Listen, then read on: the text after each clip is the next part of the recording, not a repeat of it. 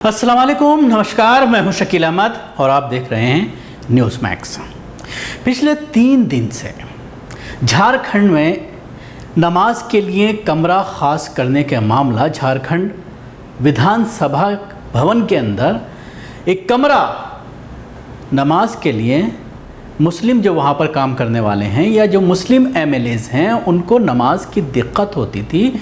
ज़ोहर और असर की नमाज़ ख़ास तौर से जो ड्यूटी टाइमिंग में अदा की जाती है उसके लिए एक कमरे को ख़ास किया गया है, जिसको लेकर पिछले 2 दिन से लगातार हंगामा किया जा रहा है।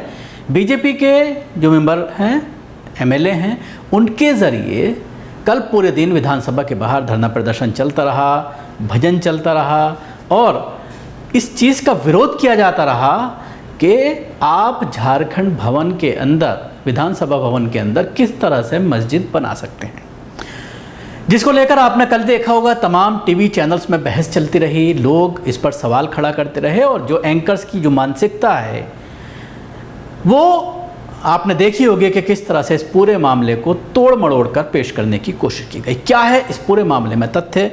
सबसे पहले वहाँ पर कोई मस्जिद नहीं बनाई गई है, बल्कि एक कमरे को नमाज के लिए ख़ास कर दिया गया है।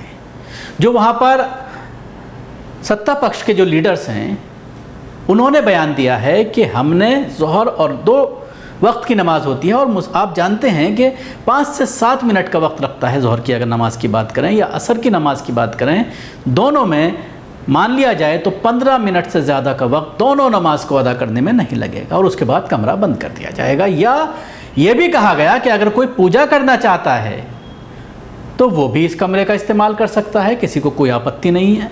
कोई मस्जिद तो है नहीं कि पूजा करने से कोई एतराज़ करेगा। आपने अक्सर, अगर आप इंटरनेशनल ट्रैवल करते होंगे तो आपने देखा होगा कि तमाम इंटरनेशनल एयरपोर्ट्स पर न सिर्फ भारत से बाहर बल्कि भारत में भी एक नमाज के लिए कमरा ख़ास किया हुआ है। उस पर क्यों एतराज़ नहीं किया जाता? लखनऊ एयरपोर्ट पर चले जाइए, दिल्ली के एयरपोर्ट पर चले जाइए, इंटरनेशनल एयरपोर्ट चाहे मुंबई के एयरपोर्ट पर आप चले जाइए, तमाम जगहों पर बाकायदा एक जगह और ये लिखा रहता है नमाज पढ़ने की जगह, इंग्लिश में भी प्रेयर रूम लिखा होता है, क्योंकि पूरी दुनिया के ट्रैवलर्स पूरी दुनिया से सफ़र करने वाले आते हैं और हर मज़हब का आदमी होता है और इसी वजह से नमाज का जब वक्त होता है, अगर कोई नमाज़ पढ़ना चाहता है तो उसके लिए इस चीज़ का ख़ास इंतज़ाम किया गया है ताकि लोग इधर उधर नमाज अदा ना करें, बल्कि एक कमरा बनाया हुआ है शांति के साथ। वहाँ पर वज़ू का भी इंतज़ाम होता है, वज़ू कीजिए और नमाज़ पढ़िए। खुद बीजेपी सरकार आने के बाद जिन एयरपोर्ट का नवीनीकरण हुआ है या जहाँ पर एयरपोर्ट पर इस तरह की डेवलपमेंट का काम किया गया है, वहाँ पर भी नमाज के रूम को ख़त्म नहीं किया गया है। तो आखिर इस पूरे मामले को लेकर सियासत क्यों की जा रही है? पहले कल किस तरह से हंगामा होता रहा है, कुछ दृश्य मैं आपको दिखाना चाहूँगा और उसके बाद इस पूरे मामले पर अबू आसिम आज़मी ने एक छोटी सी बाइट दी है, वो भी आप सुनिए।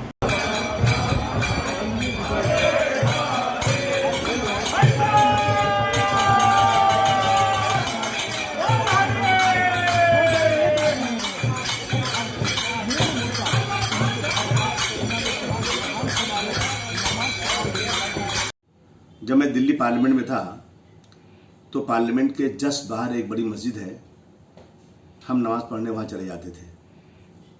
मैं जब दिल्ली पार्लियामेंट के अंदर नमाज की ज़रूरत थी, ज़ोहर की, असर की, उस वक्त बात होती थी, तो मैं उसी कोने में कहीं एक जानमाज़ बिछा के नमाज़ पढ़ लिया करता था। अगरचे आज झारखंड में एक मस्जिद के लिए कमरा बनाया गया तो मैं उसको स्वागत करता हूँ कि मेरा देश धार्मिक देश है, इसमें किसी को अड़चन नहीं होना चाहिए। एयरपोर्ट पर नमाज के लिए जगह बनी हुई है। देखिए, नमाज का वक्त एक फिक्स टाइम होता है। अगर 1:30 बजे की नमाज 5 बजे पढ़ेंगे तो नहीं चलता है। आदमी बिजी है तो उसे नमाज पढ़ना है तो कम से कम जिस बिल्डिंग में काम कर रहा है अगर वहाँ नमाज की जगह मिल जाए तो बहुत अच्छी बात है। अगर कोई कह रहा है कि मैं डिमांड कर रहा हूँ, मैं कोई लेटर किसी को नहीं लिख रहा हूँ, मैं कोई डिमांड नहीं कर रहा हूँ, मुझे मालूम है इन चीज़ों से बीजेपी के लोग पोलराइजेशन करना चाहते हैं। कहीं मुसलमानों का नाम थोड़ा आता है ना तो इनको बहुत तकलीफ होती है। आप मंदिर बनाइए ना, कौन मना कर रहा है? मंदिर बनाइए, गिरजाघर बनाइए, सब कुछ बनाइए, मेरा उसमें कोई लेना देना नहीं है। मैं किसी के धर्म के खिलाफ बिल्कुल नहीं हूँ।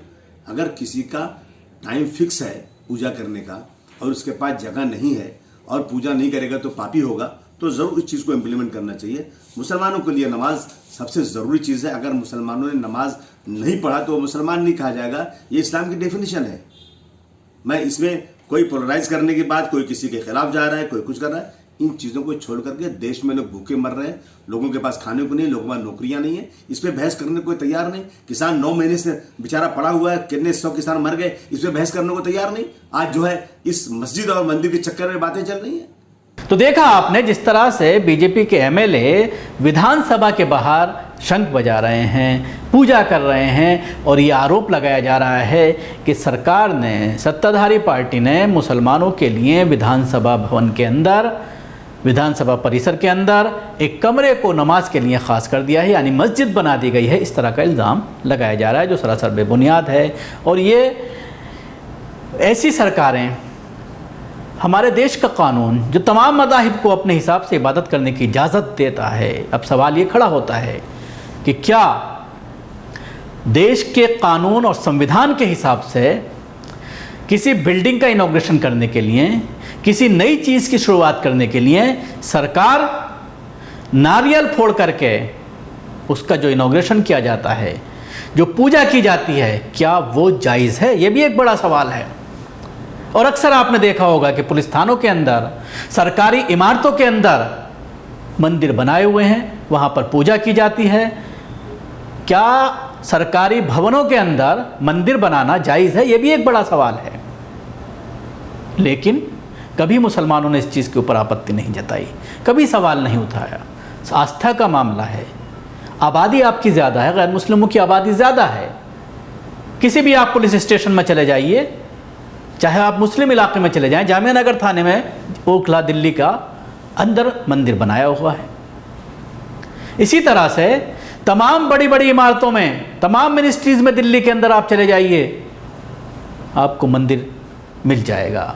सोसाइटीज़ में चले जाइए, ऐसी सोसाइटीज़ जो डीडीए के ज़रिए बनाई गई हैं, नोएडा में नोएडा अथॉरिटी के ज़रिए बनाई गई हैं, गाज़ियाबाद में गाज़ियाबाद अथॉरिटी के ज़रिए, या लखनऊ या और बहुत सारे शहरों में जो सरकारी अथॉरिटीज़ हैं, डेवलपमेंट अथॉरिटीज़, उनके ज़रिए जो कॉलोनियाँ बसाई जा रही हैं या उनके ज़रिए जो सोसाइटी बनाई जाती हैं, उसमें इल्लीगल तौर पर मंदिर बनाए जा रहे हैं। उस पर किसी तरह का किसी को कोई ऑब्जेक्शन नहीं है। अगर आप उस पर सवाल खड़े करेंगे तो आपको मारने की धमकी दी जाएगी, आपके ऊपर हमला किया जाएगा। अब सवाल ये खड़ा होता है, संविधान क्या कहता है? क्या इस तरह की इजाज़त है?